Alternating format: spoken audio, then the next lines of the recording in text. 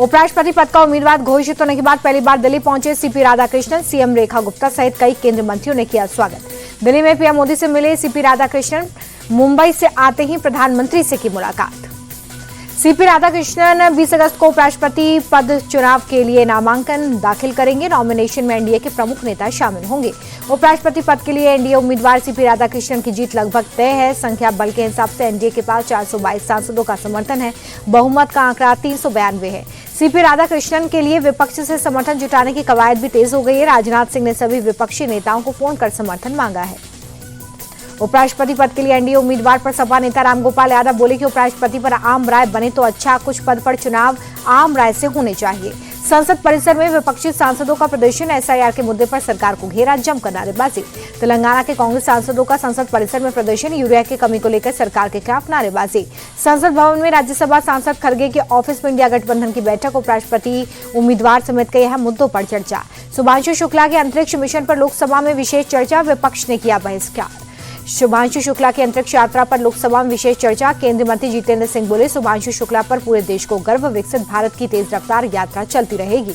चर्चा के बीच विपक्ष का जोरदार हंगामा। जितेंद्र सिंह बोले, विपक्ष को अंतरिक्ष यात्रा से भी नाराजगी, विपक्ष खुद से ही नाराज। लोकसभा स्पीकर ने विपक्ष के हंगामे को निराशाजनक बताया। बोले कि इस मुद्दे पर चर्चा के दौरान हंगामा निराशाजनक। चर्चा से देश और दुनिया में सकारात्मक संदेश जाएगा। मुख्य चुनाव आयुक्त के खिलाफ महाभियोग लाने की तैयारी में विपक्ष। आज से हस्ताक्षर जुटाने की प्रक्रिया शुरू। खड़गे के ऑफिस में इंडिया गठबंधन की हुई मीटिंग। इंडिया गठबंधन ने इलेक्शन कमीशन को बीजेपी की बी टीम बताया। कहा, चुनाव आयोग बीजेपी की बी टीम के तौर पर काम कर रहा है। विपक्ष को धमकाने का आरोप। राहुल गांधी का चुनाव आयोग पर पलटवार। अनुराग ठाकुर से हलफनामा क्यों नहीं मांग रहा इलेक्शन कमीशन? जो डेटा दिखाया गया वो वेबसाइट से लिया गया।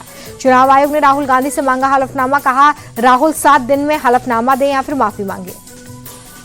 राहुल गांधी के बचाव में उतरी डिंपल यादव। चुनाव आयोग पर साधा निशाना। बोली, राहुल को माफी मांगने की जरूरत नहीं। चुनाव आयोग की प्रेस कॉन्फ्रेंस पर सपा नेता रामगोपाल यादव का तंज। बचने की कोशिश में चुनाव आयोग इधर उधर की बातें कर रहा है। दुनिया जानती है आयोग की सूची में गड़बड़ियां हैं। अखिलेश यादव ने भी रसीद शेयर कर चुनाव आयोग पर पलटवार किया। बोले कि हमारी शिकायतों पर कोई कार्रवाई नहीं हुई, इलेक्शन कमीशन को हलफनामा दिया था।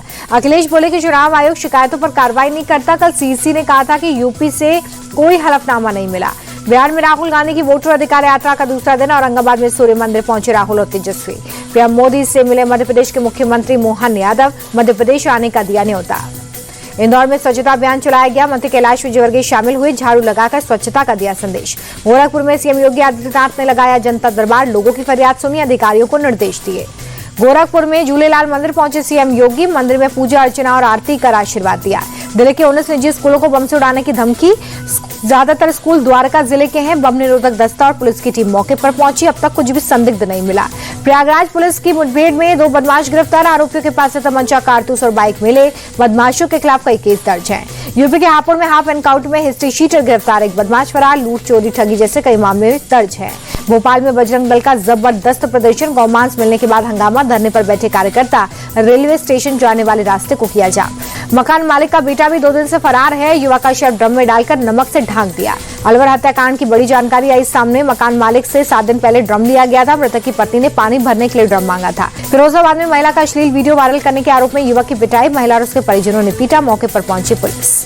गाजियाबाद में ड्यूटी से लौट रही महिला दरोगा ऋचा शर्मा की देर रात सड़क हादसे में मौत। कुत्ते से स्कूटी टकराने के चलते हुआ हादसा। भीषण टक्कर के बाद एक कार में लगी आग। दमकल की गाड़ियों ने आग को काबू में लिया। जमर और डेडारा गांव के बीच में हुआ हादसा।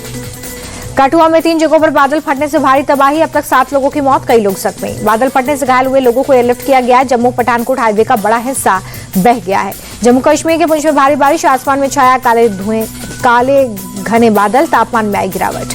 कुल्लू के आसमान में दिखा इंद्रधनुष। तेज बारिश और धूप के बीच आसमान हुआ सतरंगी। नजारा हुआ खूबसूरत। दिल्ली में यमुना नदी का जलस्तर खतरे के निशान के करीब पहुंचा है। प्रशासन ने अलर्ट किया जारी। मुरादाबाद में गंगा नदी का जलस्तर बढ़ा। निचले इलाकों में पानी घुसा। परेशानी बढ़ी। नवी मुंबई में सुबह सुबह कई जगहों पर भारी बारिश। कई जगहों पर पानी भरा। सड़कों पर गाड़ियों की रफ्तार हो गई धीमी। नवी मुंबई में लगातार बारिश से सड़कें हुई जलमग्न। राहगीरों की मुसीबत बढ़ी। ट्रैफिक हुआ बुरी तरह से बाधित। महाराष्ट्र के रांची में भारी बारिश से नागपुर संभाजी नगर राजमार्ग पर जलभराव। ट्रैफिक ठप हुआ। गाड़ियों की लंबी कतार। परेशानी बढ़ी। गुजरात के अंबाजी में मूसलाधार बारिश। तेज बारिश के चलते सड़कें बनी दरिया। जलभराव से राहगीरों को परेशानी।